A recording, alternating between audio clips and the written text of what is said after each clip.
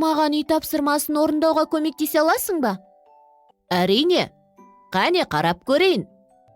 Мінекей. Менің күн тәртібім тақырыбына мәтін жазу керек. Керемет тақырып.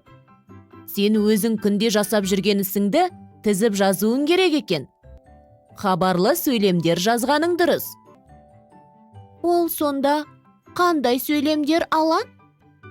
Бір ақпаратты хабарлау мақсатында айтылатын сөйлемді айтамыз. Хабарлы сөйлемнің соңына нүкте қойылады. Ал сұраулы сөйлемде бір ақпаратты сұрау мақсатында сұрақ қойылады.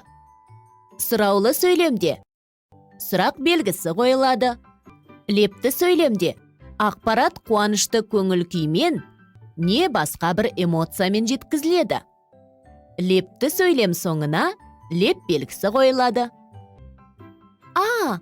Түсінікті. Ендіше, өз күн тәртібің туралы жаза ғой. Мен таңертең сағат 7-де тұрамын. Жаттығу жасаймын. Жуынамын. Төсегімді жинаймын. Сосын тамақтанамын. Одан кейін мектепке жаяу барамын. Сағат 8-де сабақ басталады. Жарайсың, Дана. Ал енді сен түскі уақытың туралы не жаза аласың? Мен түскі асты мектептен келгеннен кейін ішемін. Ары қарай достарыммен ойын алаңында ойын ойнаймыз. Енді кешкі уақыттағы күн тәртібің туралы жаз. Жарайды. Мен кешкі сағат 5-те үй тапсырмасын орындаймын. Кешкі астан кейін мен ата-анама үй жұмыстарына көмектесемін.